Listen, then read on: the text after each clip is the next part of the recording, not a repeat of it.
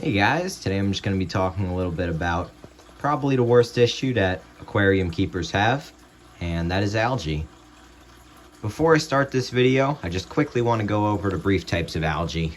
You got this green brown algae that likes to grow on your glass and maybe your plants and rocks and whatnot.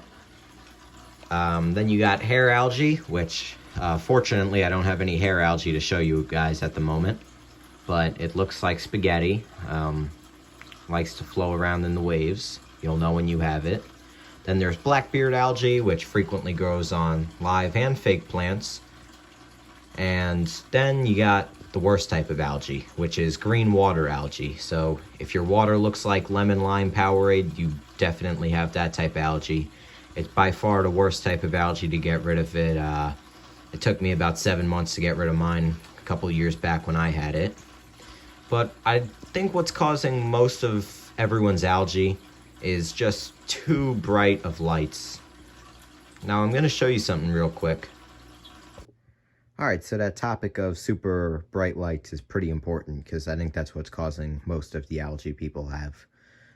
This came off of a kit tank, and kit tanks are very frequently bought by maybe inexperienced people or people who are just starting the aquarium hobby.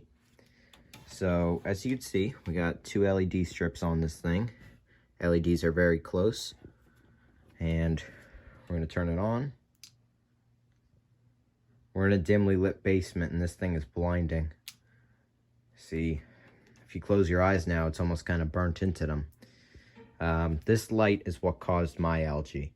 So, if you haven't tried dimming back your light, if it can dim, or just, you know, running it less hours at a day, or just taking a look at it, seeing how bright it is, then you could probably go ahead and try that, and what I'm going to say later is going to be irrelevant to you. Alright, so if your tank looks like what's being showed on the screen, which is my 37-gallon tank a couple years back, this video might not be able to help you.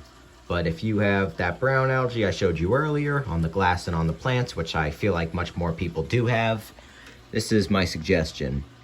See right on this decoration here, we got about a dozen ram's horn snails. You see some down there, some are probably facing the opposite direction to me.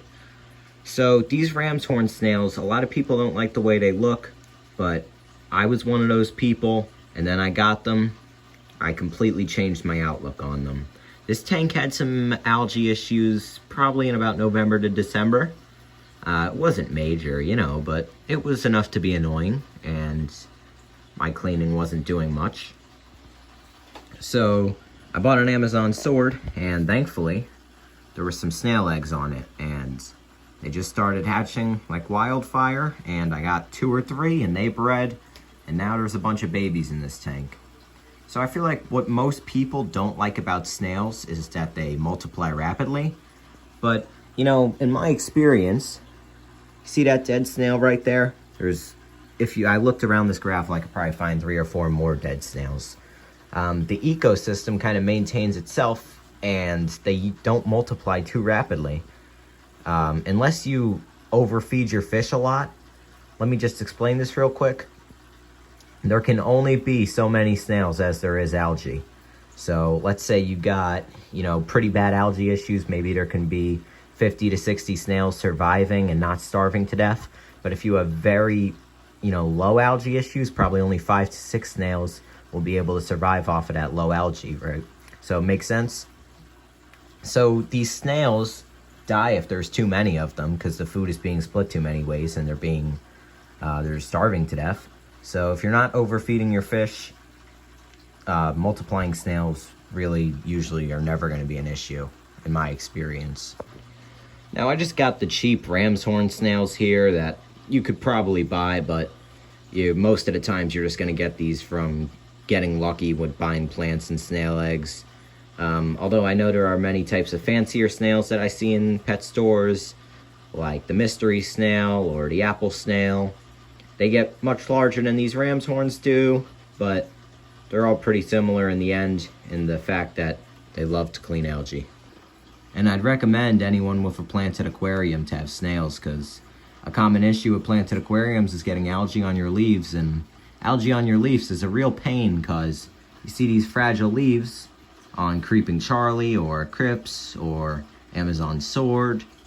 When you try to scrub them with a metal brush, you're just killing the plant and destroying the leaves. So snails are going to get in there, they're going to eat the algae, and they're not going to ruin your plant like a metal brush would. And they're going to do a 10 times better job. So if you have a planted aquarium, I'd strongly recommend having snails in it. Alright guys, well that's going to do it for today's video, but hope you guys could learn something, and have a nice day.